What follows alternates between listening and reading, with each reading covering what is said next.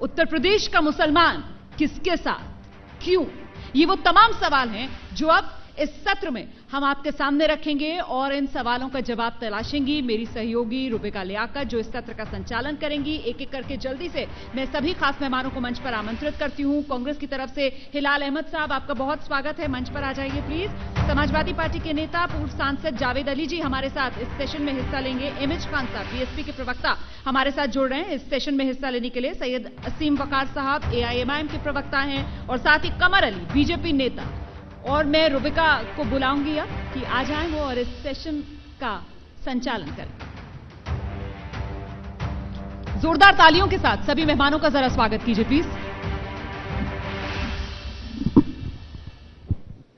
Debate नहीं होगी जब तक तालियां जोर से नहीं बजेंगी। तो नमस्कार, शिखर सम्मेलन में आप सभी का बहुत बहुत स्वागत है। और चूंकि मुद्दा है कि यूपी में मुसलमान किसके साथ, बहुत सेंसिटिव मुद्दा है, माइनॉरिटी से जुड़ा हुआ मुद्दा है, और ऐसे में इस मंच पर वो तमाम नेता मौजूद हैं जो ये दावा करते हैं कि मुसलमान तो मेरे हैं, मेरी पार्टी के हैं। आप सभी का बहुत बहुत स्वागत है। रोमाना ने आप सबका तारुफ करवाया है, लेकिन एक बार फिर से तमाम दर्शकों को मैं बता दूं कि हिलाल अहमद साहब कांग्रेस के तरफ से यहां पर मौजूद हैं इस मंच पर। शिखर सम्मेलन की जोरदार तालियों से स्वागत हिलाल जी का। स्वागत में तालियों की कमी नहीं। जावेद अली साहब मौजूद हैं, समाजवादी पार्टी के राज्यसभा सांसद रह चुके हैं। इमेज खान साहब बीएसपी के प्रवक्ता हैं। सैयद असीम वकार साहब नेशनल स्पोक्सपर्सन है एआईएमआईएम के, और कमर अली साहब जो कि बीजेपी को रिप्रेजेंट कर रहे हैं मियां भाई ही, तो इनके लिए भी तालियां जोर से बजनी चाहिए। तो शुरुआत सर मैं आपसे करती हूं। कमर अली साहब, मुसलमान आपको पसंद काहे नहीं करते हैं? आप रुबीना जी थोड़ा पहले चलना होगा आपको, थोड़ा मैं ना नहीं, मैं का हूं। नहीं हाँ। रुबीना जी, रुबिका जी, सॉरी। रुबिका जी, आपको थोड़ा पहले चलना होगा। कांग्रेस ने मुसलमान को इस्तेमाल किया, यहाँ से हम चलते हैं। अगर आप देखेंगे जब ये मुल्क आज़ाद हुआ उसके बाद हमने जो अपनी सदारत चुनी वो कांग्रेस की ही चुनी, और उसके बाद लगातार हमें वोट बैंक समझा गया। उसके बाद आपने देखा कि इन्होंने एक सच्चर कमेटी रिपोर्ट इन्होंने पेश करी, उसमें इन्होंने दर्शाया कि जो मुसलमान की स्थिति हुई है आज इस मुल्क पे, दलित से बदतर, इस बात पे गौर करना होगा, दलित से बदतर, वो हमारे वजह से हुई है, कांग्रेस की वजह से। कांग्रेस ने सच्चर कमेटी में दर्शाया बाकायदा। आप ये बताइए कि जिस वक्त ये हम सन 1951 की बात कर लेते हैं, अगर 51 से बात करेंगी तो उस 51 में आप देखेंगे जो मुसलमान हमारा था कितना पढ़ा लिखा था और सरकारी नौकरियों में कितना था। आप ये गौर करिए कि उसको आते आते आज मुसलमान पंचर बना रहा है इनकी नीतियों के वजह से। और उसके बाद आपने ये देखा क्या स्थिति होती, मुसलमान जो है कूड़ा बिनने घरों से जाता है। क्या हमारे आपके लिए शर्म की बात नहीं है कि दलित से बुरी हमारी स्थिति बनाई है कांग्रेस ने? इसके बारे में तो हमें सोचना ही पड़ेगा। इन्होंने क्या किया है, सिर्फ हमें वोट बैंक समझा और हमें डराया अन्य पार्टियों से, भारतीय जनता पार्टी से डरा के हमेशा वोट बैंक हासिल किया। आरोप ये लग रहा है भाईजान जी कि इज्जत की कमाई तो कर रहा था। जी बिल्कुल। कूड़ा बीनने ही जा रहा था, दलित से बदतर ही था जी, लेकिन जगह जगह कूटा तो नहीं जा रहा था। देखिए, अगर आप इसको बात लेंगे तो 4000 से ऊपर दंगे हैं कांग्रेस की सरकार में, कोई भूल नहीं सकता। हमारे बुजुर्ग बैठे हैं, सारे लोग बैठे हैं, ये सारे लोग चैनल आपका देख रहे हैं, ये बता सकते हैं कि यूपी में जब तक इनकी सरकार रही मुसलमान हर जगह कूटा गया, इतिहास गवाह है। अगर कूटा ना गया होता तो ये मुसलमान की स्थिति जो आज की तारीख में वो नहीं होती। हाँ, आप लोगों ने सिर्फ इस्तेमाल किया है इनको, आपने बैसाखियों की तरह इस्तेमाल किया और इस जगह पर लाकर खड़ा कर दिया कि अब आपकी बैसाखी के अलावा वो कहीं जा नहीं सकते हैं। भारतीय जनता पार्टी का विजन ही डिवीजन है। वो जो है उनको हमेशा से समाज में विघटन करना है, ये विघटनकारी ताकत है, विघटनकारी शक्ति है। इन्होंने सच्चर कमेटी का नाम लिया। सच्चर कमेटी की जो रिपोर्ट आई है उसके अंदर एजुकेशन में मुसलमानों की हालत नहीं अच्छी। जो सच्चर कमेटी की रिपोर्ट आई है उसमें अगर देखा जाए तो एम्प्लॉयमेंट में भी मुसलमानों की हालत नहीं अच्छी। सच्चर कमेटी की रिपोर्ट में अगर गरीबी रेखा से नीचे रहने वाले लोगों की बात की जाए तो उसमें भी मुसलमानों की संख्या सबसे ज्यादा है। वही बात तो कह रहे हैं वो। जी, अब इसके अंदर सवाल यह कि मुसलमान सबसे ज्यादा किन प्रदेशों में रहता है?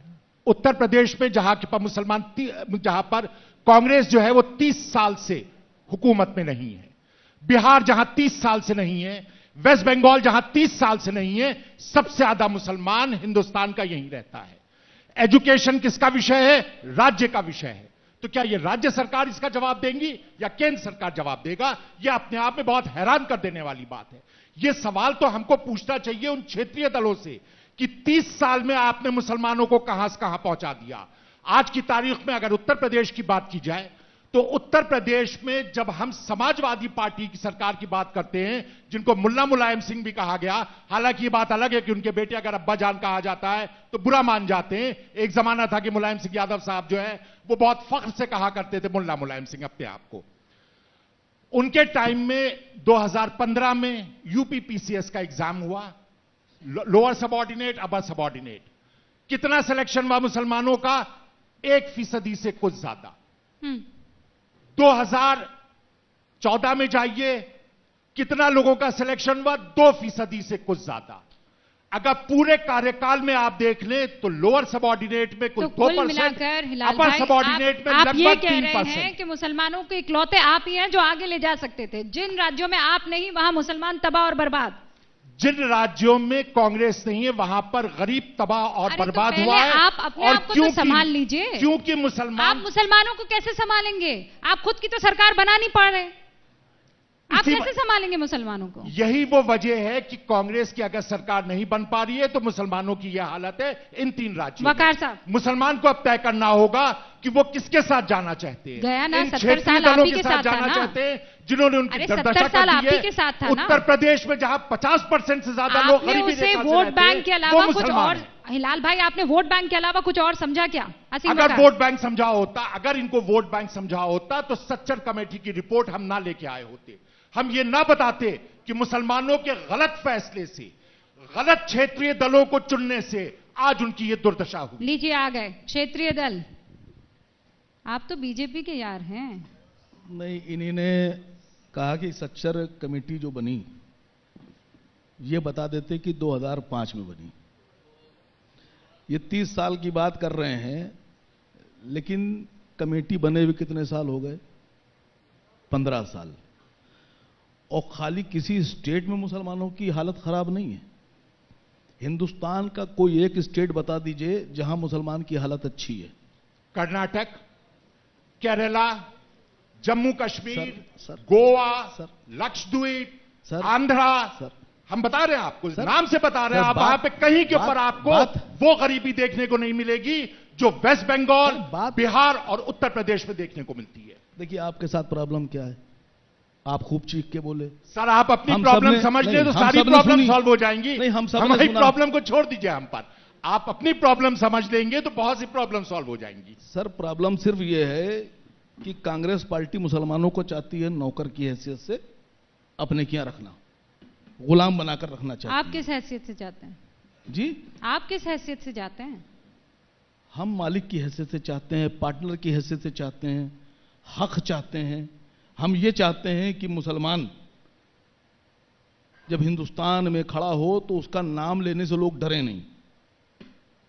आज इतने लोग बैठे हैं, ये कोई लोग, मैं अपनी बात नहीं कर रहा, कांग्रेस पार्टी बड़े जोर शोर से बोल रही है और कांग्रेस पार्टी के नेता गुलाम नबी आजाद मेरे नेता नहीं, एमआईएम के नेता नहीं, कांग्रेस पार्टी के नेता गुलाम नबी आजाद जो कई बार मंत्री रहे, राज्यसभा रहे, मुख्यमंत्री रहे, वो कांग्रेस के मंच पर कांग्रेस की मीटिंग में भाषण देने में बोलते हैं कि अब मुझे लोग बुलाते ही नहीं मीटिंग में, मुझको लोग नजरअंदाज करते हैं, उन्हें लगता है कि मुझे बुलाएंगे तो चुनाव हार जाएंगे। ये आसिम वकार ने या ओवैसी साहब ने हालत पैदा नहीं की है। अगर गुलाम नबी आजाद साहब ये बात बोल रहे हैं तो राहुल गांधी जी को, सोनिया गांधी जी को पूछना चाहिए था कि आपने ये बात क्यों बोली। यह आसिम वकार की वजह से नहीं हुआ है कि आज मुसलमान दर दर भटक रहा है। हम कभी सरकार में नहीं रहे, ओवैसी साहब कभी सरकार में नहीं रहे। जो सरकार में रहे जवाब दे वो लोग हैं, जवाब उनसे लेना है। क्या आज अगर मुसलमान के पास एजुकेशन नहीं है, मुसलमान के पास तरक्की नहीं है, मुसलमान के पास नौकरी नहीं है, मुसलमान के पास कारोबार नहीं है, तो जिम्मेदार आसिम वकार नहीं है, जिम्मेदार ओवैसी साहब नहीं है। नहीं तो खाली मुसलमानों के साथ नहीं है ना।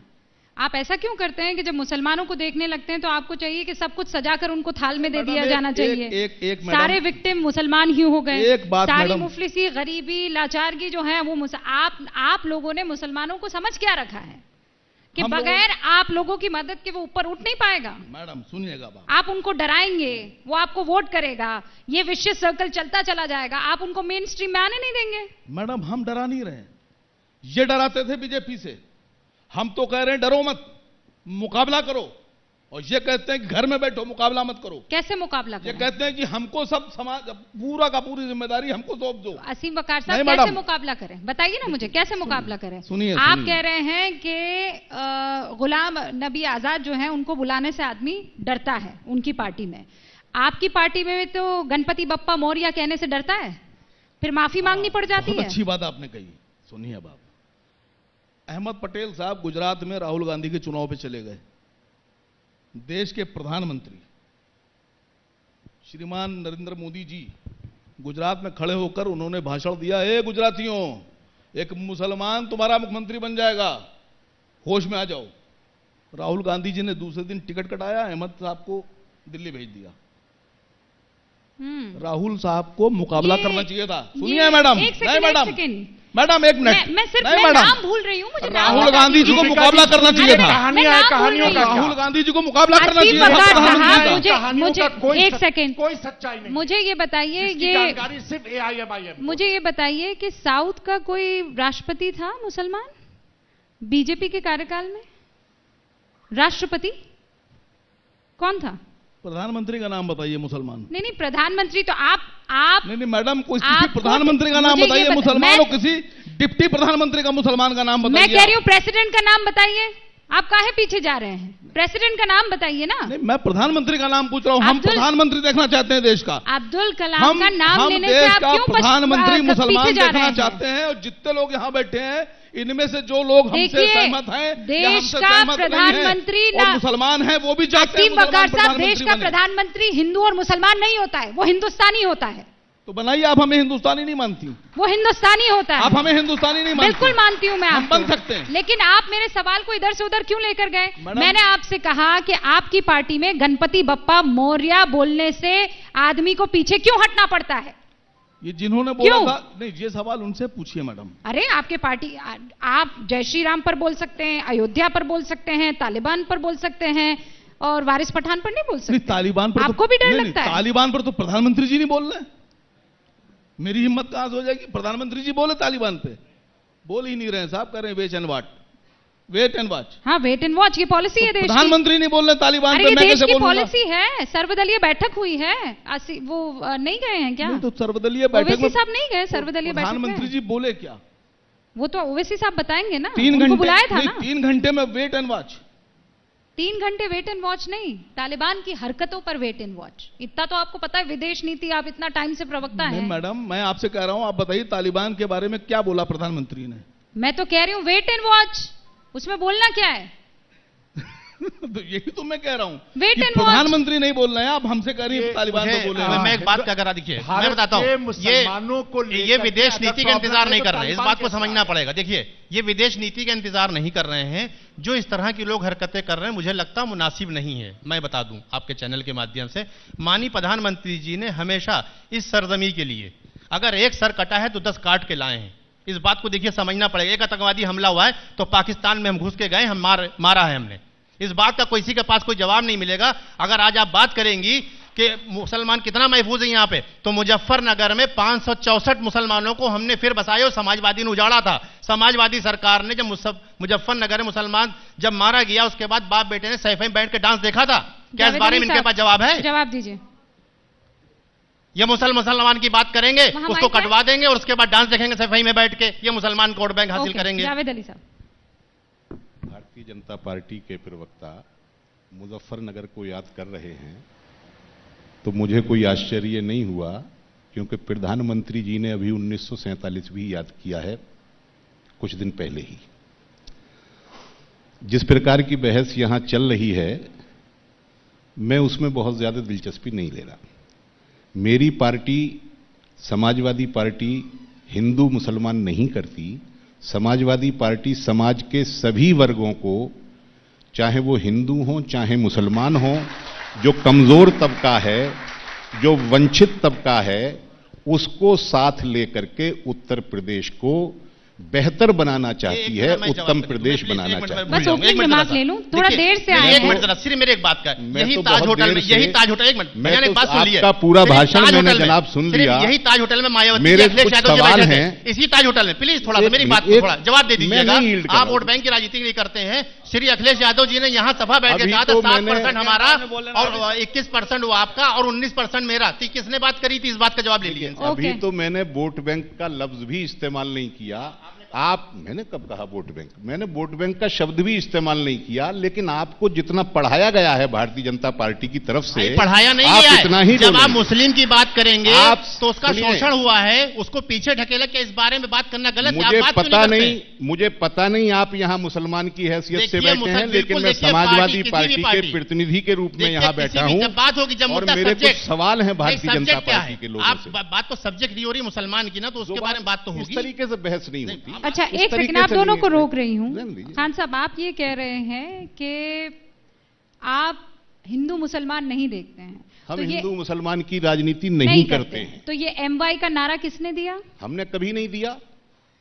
2012 का घोषणा पत्र मेरे पास है, 2017 का मेरे पास है, 2002 का मेरे पास है। MY का नारा कभी भी समाजवादी पार्टी ने नहीं दिया। जो सांप्रदायिक ताकतें हैं, जिनकी सरंगना भारतीय जनता पार्टी है, उसने MY कह करके हमको लांछित किया है। हमने कभी नहीं दिया। हम HM यूनिटी का नारा देते हैं। हिंदू मुसलमान एकता हमारा लक्ष्य है। अच्छा, तो फिर मुनव्वर राणा के तालिबान के बयान मुनव्वर पर राणा समाजवादी पार्टी में नहीं उनकी है। बेटी तो उनका है, प्रवक्ता है वो। आपके पिताजी का आपसे हिसाब लिया जाएगा? बिल्कुल, क्यों नहीं लिया नहीं, जाएगा? बिल्कुल नहीं लिया जाता बिल्कुल लिया राजनीति के जाएगा। अंदर। मेरे पिता कुछ गलत करेंगे, माधवराव और अगर सिंधिया से सरजमी कभी के विजय राजे खिलाफ- सिंधिया का अगर हिसाब नहीं लिया सरजमी गया। के खिलाफ मेरे और पिता कुछ ज्योति गलत राजे करेंगे सिंधिया तो से उनकी कभी बेटी यहाँ बैठकर वसुंधरा राजे उनकी का हिसाब मजम्मत नहीं करेगी। लिया गया। मैं आपको- राजनीति में ना, रिश्तेदारी ना, नहीं ना, होती मैडम। आप मुझे ये बताइए, क्यों डर रहे हैं आप? नहीं, बताइए क्या पूछना चाहते हैं? तालिबान आप के मुझसे लिए पूछिए मुनव्वर ना। राणा अगर इस तरीके की आप बातें बोलते समाजवादी हैं, पार्टी का पक्ष पूछिए आप तालिबान मत पर। कहिए, आप मत कहिए। आप पर बीजेपी आप पर मेरी हमारी बात सुनिए। प्रतिक्रिया पूछिए आप तालिबान परेशान पर। क्यों हो रहे हैं तालिबान को मैं लेकर? परेशान नहीं हूं। परेशान क्यों हो रहे आप हैं? ज्यादा विचलित हैं। मैं विचलित नहीं हूं। मैं आपसे एक सवाल पूछ रही जी, हूं बताइए। कि तालिबान की मजम्मत करने के लिए मुनव्वर राणा की बेटी को कह क्यों नहीं दिया जाता है? वो प्रवक्ता है आपकी पार्टी की।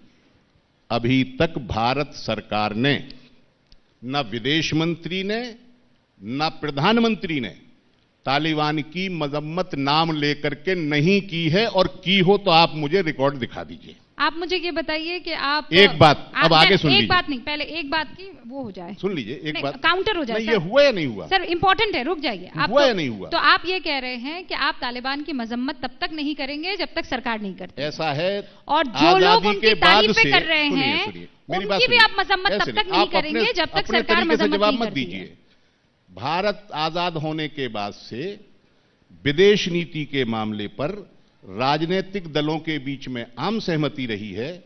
चाहे फिलिस्तीन का सवाल रहा हो, चाहे निकारागुआ का सवाल रहा हो, चाहे चाइना पर हमारा स्टैंड रहा हो, देश के दूसरे दुनिया के अंदर जो मुक्ति आंदोलन चल रहे थे उनके बारे में हमारा स्टैंड सब पार्टियों का और देश का मिला जुला होता है। अभी तक भारत सरकार ने आपने तो कल वैक्सीन पहली को बार, भी बीजेपी की वैक्सीन बता दिया था। कल पहली बार भारतीय जनता पार्टी की सरकार ने या भारत की सरकार ने आम सहमति बनाने के लिए प्रयास आरंभ किया है। जो भी नीति सरकार की आम सहमति के बाद बनेगी वो समाजवादी पार्टी की नीति। तो आप ये मानते हैं ना कि मुनव्वर राणा ने जो कहा है वो गलत कहा है? क्या कहा है मुझे बताइए। तो मैं कोई मुनव्वर राणा का ऑडियो हर वक्त नहीं सुनता हूं। नहीं सुनते हैं आप? नहीं, मैंने नहीं सुना। बताइए। उन्होंने कहा था यूपी रहने लायक नहीं है। उन्होंने तालिबान कहां से आ गया? मैं बता रही हूँ आपको, रुक जाइए ना, इत्मीनान रखिए। आप क्यों परेशान हो रहे हैं? ना मैं कहीं जा रही हूँ ना आप जा रहे हैं। तो राणा साहब तारीफों के पुल बांध रहे हैं, तालिबानियों को मुजाहिद बुला रहे हैं, और वो एक बार के लिए मुझे लगा वो पाकिस्तान के प्रधानमंत्री है, इमरान खान है। तो जो उन्होंने कहा, तालिबानियों को लड़ाका बताया, मुजाहिदीन बताया, उनको मुबारकबाद दी। आप मजम्मत करते हैं कि नहीं करते? मैं आपका प्रश्न समझ गया। आप दरअसल गलती ये कर रही हैं कि मुनव्वर राना साहब को विदेश नीति का बहुत बड़ा एक्सपर्ट मान रही है। मुनव्वर राना विदेश नीति के एक्सपर्ट नहीं है। मुनव्वर राना ने प्रेस कॉन्फ्रेंस बुला करके तालिबान का समर्थन नहीं किया था। आपके ही चैनल जबरदस्ती जाकर के शायर के मुंह में माइक ठूसेंगे। अच्छा। और उससे विदेश नीति पर राय, आप हमसे पूछिए ना विदेश नीति पर। अच्छा। और जो विदेश नीति तो के मासूम है मुनव्वर राना। हिंदुस्तान बदमाश पत्रकार ने मुंह में माइक ठूसा, अचानक उनके दिमाग में बैठा और मुनव्वर राना हिप्नोटाइज हो गए और मुनव्वर राना ने कहा जय तालिबान। हिंदुस्तान के अंदर कम से कम 1,500 फॉरेन सर्विसेज के रिटायर्ड लोग जिंदा हैं, जिसमें हिंदू भी हैं, मुसलमान भी हैं। आप विदेश नीति पर फॉरेन सर्विसेज के एक्सपर्ट से क्यों नहीं पूछते? आप मुनव्वर राना के पास तारीफ करने वाले मुनव्वर राना की मजम्मत करने से घबरा रहे हैं। आपको डर लग रहा है आपका वोट बैंक छिटक जाएगा। मैं तालिबान चीजों को मुद्दा नहीं बनाता हूँ। ये गैर जरूरी नहीं है। मुनव्वर राना ये देश का बड़ा शायर है, मेरे लिए जरूरी है भारत सरकार का स्टैंड क्या है, मेरे लिए वो जरूरी होगा। मैं उस पर प्रतिक्रिया दूंगा। अगर वो पक्ष में आएगा तो दूंगा, अगर तालिबान के विपक्ष में आएगा तो प्रतिक्रिया दूंगा। मैं बताती हूँ मुनव्वर राणा के बयान पर प्रतिक्रिया देने के लिए समाजवादी पार्टी बाध्य नहीं है। नहीं है। हाँ। लेकिन आप पर्सनली मुझे बताइए मुनव्वर राना ने जो कहा वो सही था कि गलत था? समाजवादी पार्टी के प्रतिनिधि की जो सही था वो सही है, जो गलत था वो गलत है। क्या है? हाँ, तालिबान की तारीफ आप करेंगे कि नहीं करेंगे? भारत सरकार ने अभी तक आतंकवाद, आप घबरा रहे हैं, पूरा देश देख रहा है। तालिबान के बारे में कुछ भी कहने से कतराते हुए शख्स को पूरा देश इस वक्त देख रहा है। बारे में अलग से आप मुझे बुलाइए, किसी दिन 1 to 1 बात करिए। मैं 1 to 1 कर रही हूँ, मैंने चारों को पीछे छोड़ दिया। मैं इस वक्त 1 to 1 कर रही हूँ, मैं 1 to 1 कर रही हूँ अभी चारों से बात नहीं कर रही हूँ। और हमारा कोई तालिबान से रिश्ता नहीं है। तो फिर मुनव्वर राना ने जो किया गलत किया ना सर। लेकिन मुनव्वर राना की अहमियत क्या है? आप किसी विदेशी नीति के एक्सपर्ट से क्यों नहीं बात करती उस पर? आप मुनव्वर राणा को लेकर के आती तो आप 2 लाइन नहीं बोल सकते हैं कि मुनव्वर राणा ने जो किया गलत किया? के बारे में बोलेंगे क्या? हाँ, हर व्यक्ति के बारे में हम जवाब देते फिरेंगे। मुनव्वर राणा ने कौन सी प्रेस कॉन्फ्रेंस बुलाई थी? आपको इन्विटेशन आया था? रूबिका जी, यही समाजवादी पार्टी यही है। ये जो है ये एक तरफ कहेंगे कि हम किसी तरह का कोई भी आपस में इख्तिलाफ नहीं रखते हैं, मगर हकीकत ये नहीं है। कांग्रेस पर टिप्पणी एक तरफ जो है वो तालिबान के साथ खड़े होंगे और दूसरी तरफ मैं ब्रेक लूं उससे पहले आपने कुछ बातें ऐसी कही समाजवादी पार्टी को लेकर। हिलाल साहब एक सेकंड, जावेद साहब एक सेकंड, बस एक सेकंड रुक जाइए। आपने कुछ बातें कही थी, मुझे रिएक्ट करना चाहिए था। एमएच खान साहब, चलो कांग्रेस की कोई स्थिति ऐसी जावेद साहब रुक जाइए, जावेद साहब रुक जाइए। इसलिए मैंने गैर जरूरी समझ के उस पर भी रिएक्ट नहीं किया। लेकिन इसी तरीके से मुनव्वर राना पर नहीं कर 10 मिनट के अंदर कांग्रेस की स्थिति ऐसी हो गई कि आपने रिएक्ट कर दिया। कांग्रेस की यही खासियत है, कांग्रेस की यही खूबसूरती है कि वो कब वापस आ जाएगा कोई नहीं जानता। हाँ सर, ओपनिंग रिमार्क। रूबिका जी, सबसे पहले मैं आपका शुक्रिया अदा करता हूँ कि आपने मुझे इतनी देर से पूछा। जी, आप पहले स्काइप से होता था तो समझ में नहीं आता था, अब मैं सामने बैठा हूं तो आपको मैं दिख नहीं रहा हूं। बड़ा मजीबा। नहीं माशाल्लाह से आप बहुत अच्छे से मुझे नहीं दिख रहे। माशाल्लाह, ठीक है। अल्लाह बहुजन समाज पार्टी की गलती है, दिख नहीं रही है। कहां रूबिका जी की गलती नहीं है, वो बहुजन समाज पार्टी दिख ही नहीं रही है आजकल। आप दिख रहे हैं कोई? उत्तर प्रदेश में आप कहीं हो? हम तो दिखे। अरे वाड्रा सुनो, पहले सवाल हमसे किया गया, चुप रहो यार। आप बड़े साए में छुप गए। आप चुप रहो, सवाल मुझसे किया गया है। बीजेपी के बड़े साए में छुप गए, आपकी वजह से रूबिका जी कहीं नहीं हो, आप किसी साए में नहीं हो। आप बीजेपी ने बोल दिया, बीएसपी ने बोल दिया, बात एक ये बौखलाहट कहाँ जाएगी? या आपको गड्ढे में लेके जाएगी बौखलाहट? किसी एक मुसलमान को नहीं बोलने दोगे, किसी मुस्लिम बात पर नहीं बोलने दोगे, तो क्या है तुम्हारे पास भाई? वाड्रा जी आएंगे ये बोलने के लिए? खान साहब, आपको तो मुसलमानों की जरूरत ही नहीं है, आप तो ब्राह्मण सम्मेलन से काम चला लेंगे। नहीं, देखिए हमारी पार्टी का नारा है सब जन हिताय सब जन सुखाय, जिसकी जितनी संख्या भारी उसकी उतनी हिस्सेदारी। सब सम्मेलन हम करेंगे, सबको हम साथ लेके चलेंगे। तो मुस्लिम सम्मेलन कर रहे हैं आप लोग? वही होगा, हो रहा है बराबर, हर जिले में हो रहा है, हर जगह हो रहा है। सब समाज के लोगों का हो रहा है। नहीं, सब समाज नहीं, ब्राह्मण सम्मेलन तो बड़े तौर पर मिश्रा जी करते हुए ब्राह्मण सम्मेलन का नाम आप दे रही हैं, वो प्रबुद्ध गोष्ठी हो रही है। प्रबुद्ध गोष्ठी हो रही है। उनका ब्राह्मणों से कोई लेना देना नहीं। ब्राह्मणों का सबका उसमें लेना देना है। हाँ। इसका लेना देना नहीं है। नहीं, अब देखिए, देखिए बात जो शुरुआत में हुई थी, सच्चर कमेटी की बात हुई थी। एक सेकंड बस। हाँ। मैं आपको ये बताइए। सतीश चंद्र मिश्रा जी का एक बयान पढ़ के सुना रही हूँ। 13% ब्राह्मण और 23% दलित मिल जाएं तो उत्तर प्रदेश में बसपा की सरकार बन जाएगी, तो फिर 19% कहाँ जाएंगे? 19 नहीं 20%। हाँ 20% कहाँ जाएंगे? यही आएंगे। कहाँ? आपके सतीश चंद्र मिश्रा ने तो सतीश कुछ चंद्र नहीं मिश्रा कहा। जी आप ब्राह्मणों की बात कर रहे हैं ना, मैं दलितों मुसलमान की हूं, भी मैं मुसलमान बात कर रहा हूं। उन्होंने दलितों की भी बात की। नहीं दलितों की बात भी है, मैं भी कह रहा हूं ना 20% पे भी जुड़ेंगे, ये 20% भी जुड़ेंगे और सब समाज के लोग जुड़ेंगे। ऐसा नहीं है कुछ कि हाँ एक ही लोगों के जुड़ जाएंगे। नहीं तो आपने क्यों इसका जिक्र नहीं किया? नहीं, मैं कह रहा हूं 13% दलित का अगर जिक्र हो सकता है तो 20% मुसलमानों का जिक्र करने से आप लोग क्यों कतरा रहे थे? मैं बहुजन समाज पार्टी का प्रवक्ता होने के नाते आपसे कह रहा हूं कि सब जन हिताय सब जन सुखाय, जिसकी जितनी संख्या भारी उसकी उतनी हिस्सेदारी, सबको हमने हिस्सेदारी दिया है। अरे तो हिस्सेदारी 20% मुसलमानों की इस बयान में क्यों नहीं है? दिखी? 20% मुसलमानों का दलितों की आप तो देखिए, सुनिए, बहन कुमारी मायावती जी 96 में जब मुख्यमंत्री बनी तो अल्पसंख्यक कल्याण विभाग नया बनाया गया जो आज तक किसी ने नहीं किया था, और उस पर हाई स्कूल तक के बच्चों को वजीफा दिया जा गया। उर्दू अरबी फारसी यूनिवर्सिटी पूरे हिंदुस्तान में किसी ने नहीं बनाया है, बहन कुमारी मायावती जी ने बनाया है, जो लखनऊ में कायम है। काम के ऊपर आइएगा ना, काम किसने किया है? काम किया है बहन कुमारी मायावती जी ने किया है। जब भी बात पड़ी है तो उन्होंने इस चीज को ध्यान में रखा है। कितने टिकट दिए? सभी वर्गों को लोग टिकट दिए, मुसलमानों को भी दिए, ब्राह्मणों को भी दिए, क्षत्रिय को दिए, वैश्य को दिए।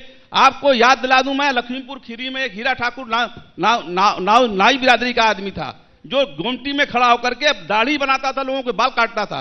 बहन कुमारी मायावती जी ने उसको बुला के एमएलसी बनाया है, रिकॉर्ड है, कोई बनाया हो तो बता दे।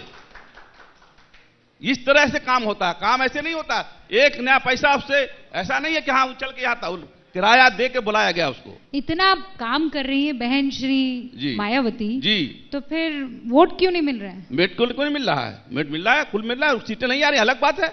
20% वोट हमारा, तूफान आ जाए, आंधी आ जाए, सुनामी आ जाए, तो भी हमारा 20% वोट बरकरार है।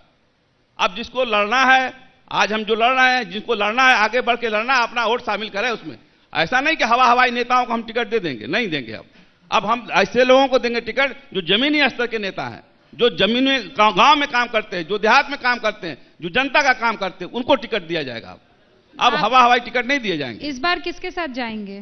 किसी के साथ नहीं जा रहे हैं, अकेले बहुजन समाज पार्टी अकेले लड़ेगी और 2022 में बहुजन समाज पार्टी की सरकार बनेगी, बहन कुमारी मायावती मुख्यमंत्री बनेगी। अच्छा जी बिल्कुल। मुझे लगा कोई मुस्लिम नाम का कैंडिडेट आप घोषित कर देंगे। क्या चीज? कि इस बार ये मुसलमान होगा मुख्यमंत्री।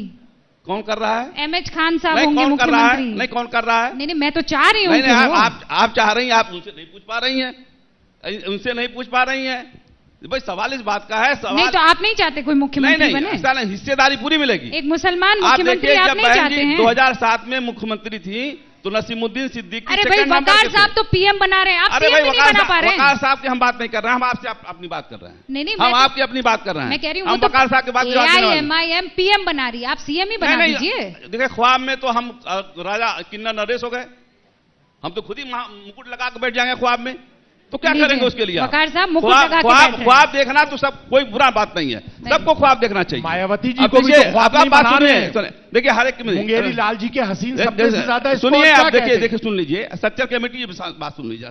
सच्चर कमेटी कांग्रेस ले आई और इनकी सरकार कमियों को बताया। अरे भाई बोलने दीजिए ना, किस तरह से आप परेशान हो, तुम परेशान ना रहो। किस तरह से नहीं आना है? स्कूल नहीं खोला, आपको उत्तर प्रदेश में एक कॉलेज नहीं खोलने वाली आप है, कहीं नौकरी नहीं दी। गिनती गिना दे आपको स्कूलों की, गिनती मेरे पास कहीं नौकरी नहीं दी। मेरे पास गिनती है, गिनाइए। देखिए गिनती सुन लीजिए आप। 11 मेडिकल कॉलेज बनवाए, 200 डिग्री कॉलेज बनवाए, 24 पॉलिटेक्निक बनवाए, 200 इंटर कॉलेज बनवाए, 500 हाई स्कूल बनवाए, 5549 प्राइमरी स्कूल बनवाए, जेवर एयरपोर्ट का अधिग्रहण किया, मेट्रो का काम, जो काम शुरू हुआ इन लोगों को बता रहे मेरा काम है, उसका डीपीआर बहन कुमारी मायावती ने बनाया। अच्छा पूरा काम कौन सा किया इसमें? जमुना एक्सप्रेस वे किसने बनाया? कौन सा काम पूरा क्या? ये भी तो देखिए कितनी सपटा दी इनको छटपटाहट देखिए कितनी है, कितनी बेचैन है। पूछे से पूरा कौन सा क्या? मैं तो आपको सुन रही हूँ, बताइए ना क्या क्या बनवाया। और इस सरकार और इस जनता ने आपको सरकार नहीं बनाया? नहीं, तहसील इतना कुछ बनाया और इन्होंने अधूरा काम अधूरा वोट। मेरा जो बनाया हुआ है उसी को जोड़ रहे हैं ये लोग, और कुछ नहीं कर रहे हैं, नाम बदल रहे हैं। काम क्या कर रहे हैं? नहीं तो जनता आपको चुन काहे नहीं रही है? अब सवाल इस बात का है जनता के तो क्यों कभी आपको बीजेपी, कभी आपको अखिलेश यादव, कभी आपको कांग्रेस का हाथ थामना पड़ता है? नहीं, हमको नहीं थामना पड़ता है। अच्छा, वो आके जबरदस्ती आपका थाम देते हैं। अच्छा बताइए, 96 में कांग्रेस से हाथ मिलाया था, कांग्रेस को कितनी सीट दिया था हमने? 125। 403 में 125। तो कौन आया मेरे पास? आया कौन? हिलाल साहब क्यों गए थे आप? 125 पर राजी हो गए, कौन आया? बड़ा दल तो अभी हुए ना, हमारे पास लोग आते हैं, ये भी हमारे पास आए थे, ये भी हमारे पास आए आप लोग गए थे बहन जी के पास? बिल्कुल गए थे, घर पे गए थे, फोटो तस्वीर। 60 MLA थे तो 175 बीजेपी ने समर्थन देकर। सुन लीजिए, आप देख लीजिए, फोटो देख लीजिए, फोटो देख लीजिए, ये अखिलेश यादव जी सारे लोग बहन जी से मिलने गए हैं, फोटो निकलवा लीजिए। मतलब बहन जी को किसी की जरूरत नहीं है? बहन जी को जनता की जरूरत है। देखिए, बहन जी को जनता की जरूरत है और जनता हमको पसंद कर रही है। नहीं, एक बात, पार्टी के लोगों का जो धोखा देने वाला है बहन जी, मैडम तो है नहीं। अरे क्या हम बैठे तो हैं बहन जी के प्रतिनिधि। आप फोटो देखें जी, सिर्फ फोटो देखें बहन जी, फोटो रखे नहीं कहेंगे। बहन जी गांव घर जाती हैं। कहाँ दिखने में क्यों नहीं आती? अरे आपको कैसे दिखेंगी? आपको नहीं आज तक किसी दलित पीड़ित के घर गई हो तो बता दें। अच्छा, आप किसी पीड़ित के घर गए हो तो बता दें। दलित वहां बैठ के फोटो कहीं कोई आपने फोटो खिंचवाने वाले लोग बता दीजिए। ये फोटो खिंचवाने बहुजन समाज ये जब जाते हैं दलित के वहां, जब दलित के वहां जाएंगे तो फोटो कैमरामैन लेके जाएंगे और फोटो खिंचवा के दिखाएंगे। आप तो उत्तर प्रदेश से वायनाड चले गए, छोड़ दीजिए, कोई मतलब ही नहीं है। हम आपको कर दिया टाटा बाय बाय, मुल्क में फैले, बिल्कुल केरला पहुंचा दिया, सारे मुल्क में फैले हैं। नहीं फैले आज नहीं की भी तारीख यहाँ से 19 राज्यों में, यहाँ 19 राज्यों में हम यार नंबर 1 पे, और उसके बाद वहां पहुंचे हैं आप। 5 यूनियन टेरिटरीज में हम नंबर 1 या नंबर 2 पे हैं और कैप्टन तो कह रहे हैं इस वजह से हमको जो है वो हमारा इतिहास कोई ना बताए। गुमान देखिए, आज भी 19 राज्यों में, गुमान देखिए, आज भी हम 19 राज्यों में, पार्लियामेंट के चुनाव में राहुल आज भी 19 राज्यों में है। अच्छा, तू मैं हो रही है, बहुत तू मैं हो रही है। यूनियन टेरिटरी सुनिए, बड़ी तू मैं कोई बता देगा। एक सेकंड रुक जाइए। कॉन्फिडेंस देखिए आप, MH खान साहब, कॉन्फिडेंस देखिए। वकार साहब, बेशक जनता पे बहुत कॉन्फिडेंस है सर, इतने साल ठगने के बाद पूरा कॉन्फिडेंस है कि आपकी जनता नहीं ठगी जाएगी। देखिए, एक बात तो बहुत अच्छी लगी मुझे कि जो लोग हमको बीजेपी का एजेंट कहते थे वो सब आज आपस में एक दूसरे को एजेंट कह रहे हैं बीजेपी का। वो उनको कह रहे हैं, वो उनको कह रहे हैं। शुक्रिया रूबिका जी आपका। तो एजेंट कहा ही नहीं किसी को। दूसरी मैं बात, ऐसे शब्दों का इस्तेमाल ही नहीं करता, एजेंट कहा नहीं। मैंने कहा मेरे दरवाजे पे आए। दूसरी बात आपने, मैंने कहा दरवाजे पे आए। जावेद भाई एक मिनट में अपनी बात कर लूं। आप सब एक करके अपनी बात। हाँ, एक देखिए, मैं नहीं बोलता कहने वाली बात गलत, मैं किसी के बीच में नहीं बोलता। गलत बात है, एजेंट कहने वाली। आपने खान साहब से 3 बार पूछा कि क्या आपको मुख्यमंत्री अगर बनाएंगे तो बनेंगे। गुलामी में और आजादी में फर्क समझिए आप। कि आसिम वकार ने कहा कि हम अपना डिप्टी सीएम और सीएम बनाने की क्षमता रखते हैं। हम लोगों से कह रहे हैं ख्वाब देखो, बन सकते हो डिप्टी सीएम, सीएम भी बन सकते हो, जा रही हो और ये ख्वाब भी नहीं देख पा रहे हैं। और आप 5 मंजिला मकान बनाने की बात सोच रही हो। आप बताओ ना, इस बात आपके पॉकेट में 1 रुपया नहीं है और 5 मंजिला मकान बनेगा, 5 स्टार होटल बनेगा, पॉकेट में 1 रुपया नहीं है। अब जो लोग आजाद मानसिकता के लोग, एक सभासद तो है नहीं, एक सभासद तो है नहीं, गुलाम मानसिकता के लोग हैं, मंत्री फलाना मंत्री खाली डिस्टर्ब करने के लिए। ये कोई काम थोड़ी है डिस्टर्ब करने के लिए। और नहीं क्या, हमारी कौम को डिस्टर्ब किया जा रहा है। बुलाया नहीं है, हमको हमारी कौम को, मुस्लिम कौम को डिस्टर्ब किया जा रहा है। जावेद साहब, AIMIM को बुलाया गया है कि भेजा गया है? अब ये कहिए, ये कौन, हम इन पर नहीं देंगे बयान। नहीं, AIMIM यहाँ आया ना, उत्तर प्रदेश चुनाव लड़ रहे हैं। जावेद भाई से खाली इतना पूछ लीजिए, आपकी पार्टी से, जावेद भाई से इतना पूछ लीजिए कि क्या समाजवादी पार्टी की तरफ से अगर मौका लगेगा। हाँ, लड़ रही है ना। नहीं, पूछिए एक मिनट रूबिका जी, खाली जावेद भाई से पूछ लीजिए कि क्या डिप्टी सीएम मुसलमानों का बनने का हक नहीं है। देखिए, आप अगर उत्तर प्रदेश के मुसलमानों को शेख चिल्ली जैसे ख्वाब दिखाना चाहते हैं। अच्छा, मुसलमान अगर मुख्यमंत्री की बात करें तो हम शेख चिल्ली नहीं, मुसलमान को आप शेख चिल्ली कह रहे हैं सर। नो सर, आपका गठबंधन 20 उपमुख्यमंत्री, सर हमारा गठबंधन कहीं हो, मैंने कहा हमारा गठबंधन कहीं हो, लेकिन अगर हम मुख्यमंत्री की बात करेंगे तो मुसलमान शेख चिल्ली है आपकी नजर में। समाजवादी की नजर में मुसलमान शेख चिल्ली है। बिल्कुल, मैं घोर निंदा करता हूं ऐसे शब्दों हो गया का। मैं ऐसे शब्दों का घोर निंदा करता हूं। मैं एतराज करता हूं इस शब्द पर। मुसलमान शेख चिल्ली नहीं है। करता हूं इसका, मैं घोर निंदा करता हूं। सरकार बनाता है, मुसलमान बहुत बहादुर कौम है, बहुत बहादुर कौम है। शेख चिल्ली नहीं है सर, मुसलमान शेख चिल्ली नहीं है। मुझे लगता है किस लिए आप ऐसी रूबिका जी हमें ये भी पता है सर, आप मुसलमान को शेख चिल्ली कहते हैं। आप शेख चिल्ली हैं? बिल्कुल नहीं, आप शेख चिल्ली हैं। मैं कह रहा हूं आप शेख चिल्ली हैं, आप शेख चिल्ली हैं। आप उस सामने मंत्री जी बैठे हैं हमारे, क्या उनको आप शेख चिल्ली कह रहे हैं? जो बीजेपी के खिलाफ मुहिम चल रही है, आप उसको नेस्तनाबूद करना चाहते हैं। मैं करना चाहता हूं। बीजेपी के खिलाफ जो नेस्तनाबूद करने की मुहिम चल रही है बीजेपी, आप जो है उसको खत्म करना चाहते हैं। बीजेपी से आप इस तरीके से मुसलमानों को बरगलाना चाहते हैं। एक सेकुलर ताकतें इकट्ठी होकर के अखिलेश यादव जी के नेतृत्व में आई है। आप इसमें से मुसलमानों को अलग छांटना चाहते हैं, हिंदुओं को अलग छांटना चाहते हैं। समाजवादी पार्टी मौका परस्त पार्टी है। समाजवादी पार्टी मौका परस्त पार्टी है। बिल्कुल मौका परस्त नहीं, बिल्कुल मौका परस्त पार्टी हो, बिल्कुल मौका परस्त पार्टी है समाजवादी पार्टी। और अध्यक्ष बनेगा तो यादव परिवार का, महामंत्री बनेगा यादव परिवार का, उपाध्यक्ष बनेगा यादव परिवार का, सब घर भर वाले बन जाएंगे, बाकी लोग किनारे खड़ी हुई है। वोट देंगे वो जानती है। इनको वोट देंगे बीएसपी वाले खान साहब जो है इतना जोर जोर से बोल रहे हैं। खान साहब, उर्दू अरबी फारसी यूनिवर्सिटी के जवाब दीजिए ना, क्या फंड दिया आपने? क्यों नहीं देंगे साहब, बताइए। यहाँ बहुत से आलिम बैठे हैं, बहुत से आलिम बैठे। सुन लीजिए रूबिका जी, सुन लीजिए, सुन लीजिए, 1 मिनट 10 सेकंड सुन लीजिए। 10 सेकंड में सिखा रहा हूं। उर्दू अरबी फारसी बोर्ड यूनिवर्सिटी कायम करने के लिए देखिए मुसलमानों को नमाज जो है 12 साल बाद फर्ज हुआ है, उसके पहले तालीम हासिल करने के लिए कहा गया है। उसके हमने एजुकेशन में कदम बढ़ाया है। इन्होंने क्या कदम बढ़ाया? साहब, मुझे पता है, मैं आधा घंटा आपके पास रिमार्क लेने अनुवादक बैठता था अखिलेश जी के जमाने में। हर थाने के अंदर, हर स्कूल के अंदर एक उर्दू का अध्यापक नियुक्त किया गया था। उर्दू अध्यापकों की कितनी तादाद बढ़ाई। हमसे उर्दू की बात करेंगे, थाने का इंचार्ज कौन हुआ करता था? उर्दू की बात करेंगे। जरा इनसे चीज को पूछिए कि उस थाने का इंचार्ज कौन हुआ करता है जहां ये बात कर रहे हैं।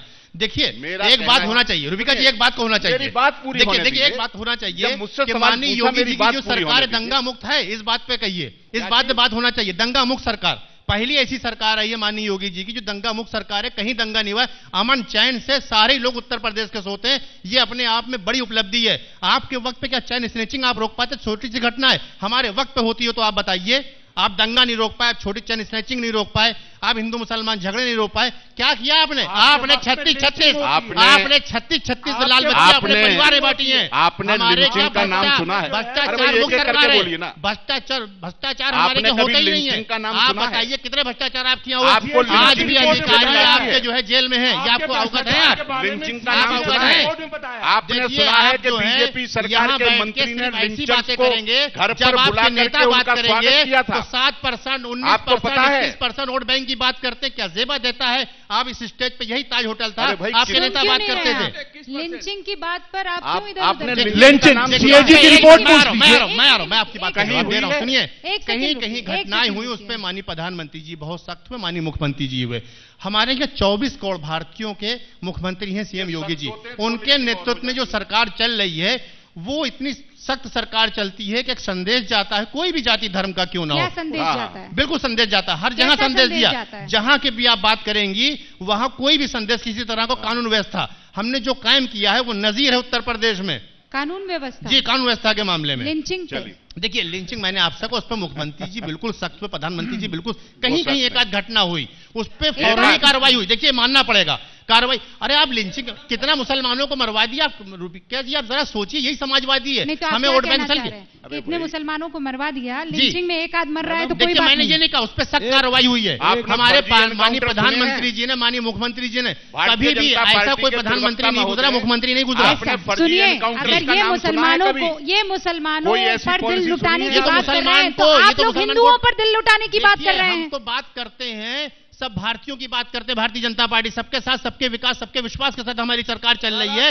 4.25%। तो फिर ऐसा क्यों है, एक सेकंड खान साहब, तो फिर ऐसा क्यों है कि योगी आदित्यनाथ राम मंदिर के लिए अयोध्या तो जाते हैं, लेकिन आप लोग वहीं पास में मस्जिद बनाएंगे तो नहीं आते हैं? देखिए एक बात सबका साथ सबका विकास कहाँ हुआ? मैंने सवाल पूछा था योगी आदित्यनाथ की, आप बात करेंगी वो हिंदू भाइयों की आस्था का सवाल है, अगर आप इसकी बात करेंगी तो। देखिए वो एक मंदिर का इशू नहीं है, मंदिर का इशू नहीं है, मेरा और आपके लिए लूट का सामान है। बात करिए, देखिए आप जो है वहाँ के ऊपर जमीन का घोटाला करेंगे।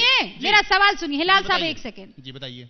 योगी आदित्यनाथ से मैंने सवाल किया था और सवाल ये था कि बहुत लोग चाहते थे कि वो रामलला की जमीन है वहां मंदिर बन जाए, बन गया मंदिर, सुप्रीम कोर्ट में फैसला हो गया, अब वहां पर आप जाएंगे, लेकिन पास में ही जमीन दी गई है मस्जिद के लिए, तो यूपी के मुख्यमंत्री होने के नाते अगर आपको वहां बुलाएंगे तो आप जाएंगे? देखिए जब कोई बुलाता है दावत पे, हमारे मुख्यमंत्री मना किया था, माननीय मुख्यमंत्री जरूर जाते कि दावतनामा होना चाहिए, दावतनामा होना चाहिए। इस बात को रुबिका जी, नहीं रुबिका जी, दावतनामा होता है, आपने मुझे दावतनामा दिया जब मैं यहाँ बैठा हूँ, इस बात को आपको समझना होगा। अगर दावतनामा होगा तो बिल्कुल जाएंगे, मैं आपके चैनल के माध्यम से कह रहा हूँ, दावतनामा होगा तो जाएंगे, दावतनामा होगा बिल्कुल जाएंगे। एक बात कहना चाह रहा था जी, आपने इतनी देर इनसे कहा, राहत इंदौरी साहब मरहूम का एक शेर है कि झूठों ने झूठों से कहा है सच बोलो। ये आप अपने ऊपर कह रहे हैं क्या? अब वो तो पूरा सब समझ रहे हैं कि झूठों ने झूठों से कहा है सच बोलो, सरकारी ऐलान हुआ है सच बोलो, और घर के अंदर झूठों की एक मंडी है, दरवाजे पे लिखा हुआ है सच बोलो। सही बात है, ये मुझे लगता है कि आप जो कह रहे हैं बहुत आप पे निर्भर करता है सब बातों का। आप कुछ भी पूछिएगा, पर आप बहुत सच बोल रहे हैं कि उत्तर प्रदेश को मुसलमान सीएम बनेगा, मिलेगा और डिप्टी सीएम मिलेगा। नहीं, मैं ये पूछ रहा हूं, आपके बाहर बढ़िया लिखा हुआ है सच बोलो। मैडम मैं ये पूछ रहा हूं कि अगर मैंने ये बात कही तो मैंने गुनाह कौन सा कर दिया? नहीं गुनाह नहीं किया है। नहीं, गुनाह अगर बता, आपने बेवकूफ बनाया है, आपने गुनाह किया है, आपने गुनाह नहीं किया, आपने बेवकूफ बनाया। मैडम एक मिनट, इनकी पार्टी जीतती है तो मैं जानता हूं कि यादव जी, अखिलेश जी ही सीएम बनेंगे, मैं भी समर्थन कर रहा हूं। इनकी पार्टी जीतती है तो बहुजन पार्टी से मायावती जी ही सीएम बनेंगी, मैं समर्थन करता हूं। उनकी पार्टी जीतती है तो प्रियंका जी जैसी ही कोई बनेंगे, मैं समर्थन करता हूं। लेकिन अगर मैं इन लोगों से ये कह रहा हूं कि अगर आपकी पार्टियां जीतती हैं तो एक मुसलमान डिप्टी सीएम फर्क कितना है? मैं फिर कह रही हूं, मैं कहां गुनाह कर रहा हूं? कि अगर आपको सीएम बनाना है, पीएम बनाना है तो मुसलमान, यादव, मिश्रा, बहुजन ये नहीं चलेगा, हिंदुस्तानी चलेगा। सर मेरे पास वक्त की कमी है, वक्त की कमी है, वक्त की कमी है लाल साहब, मेरे पास वक्त की कमी है, लंबा चल सकता है और अगली बार हम बिरयानी पर चर्चा करेंगे। बहुत बहुत शुक्रिया आप सभी का।